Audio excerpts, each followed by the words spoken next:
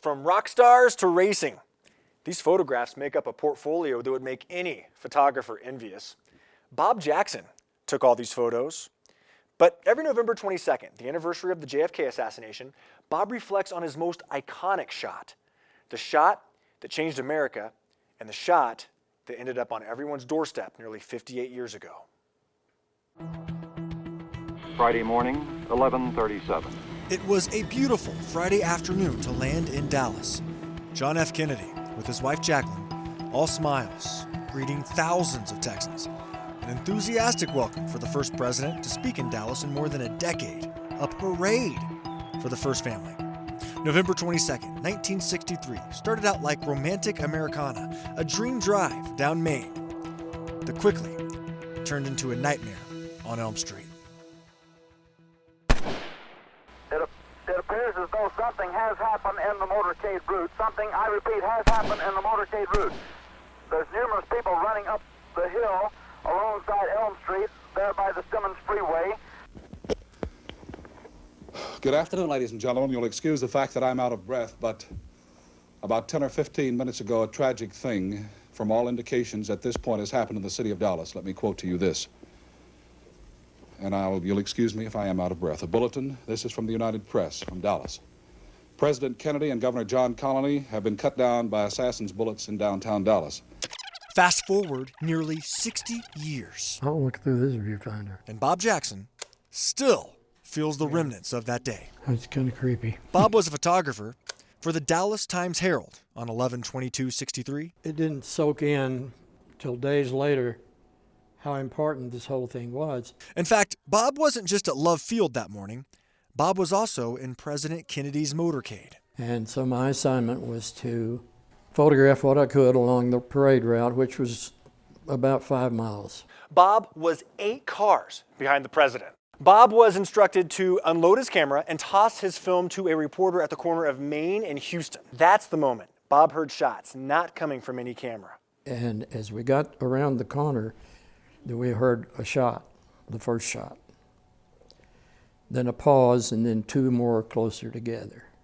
What was going through your mind in that moment? Somebody shooting at the motorcade at the president. Seconds later, Bob looked up at the now infamous Texas Schoolbook Depository. One of just 4 people who testified in front of the Warren Commission, they saw a rifle sticking out the 6th floor window. And I just looked up, and there was a rifle resting on the ledge in the 6th floor. You saw it. I saw it. And you're out of film. And I have an empty camera.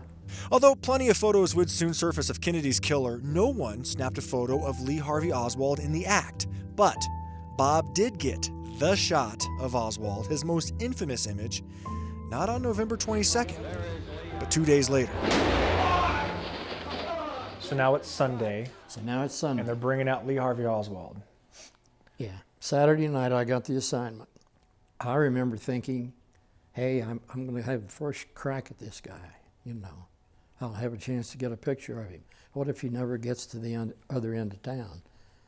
Because there'd already been threats. I see him coming, and then all of a sudden, somebody's stepping out from my right, blocking my view. Quickly. I mean, this was quick. And so I was, somebody's getting in my way. Well, Ruby fired, and I fired, and timing was good.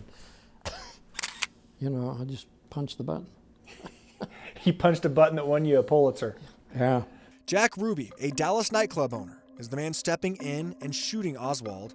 Bob, the only photographer to snap his shutter at the exact moment Ruby's gun is fired. I'm sure you had a good feeling you had a good shot, but you go to the dark room, you develop it, and describe what happens in the dark room when you see that shot for the first time. I let out a yell to my chief photographer who was standing outside the door. Until the gun went off, I wasn't sure why the guy was stepping out, but he only took 2 or 3 steps. How remarkable is it that they would escort him outside in public like that? Well, of course, remember, this is the basement of the police station. It was a safe environment, to protect him if they got him in a car or the armored van or whatever. So if it was safe, how was Jack Ruby able to walk up there and shoot him? Jack Ruby knew all the police. He loved to hang out at the police station. Holding Oswald's belt buckle and handcuffed to him as he's being shot is Dallas detective Jim Lavelle. Lavelle knew Ruby well and later became friends with Bob. Lavelle later shared with Bob why he believed Ruby killed Oswald.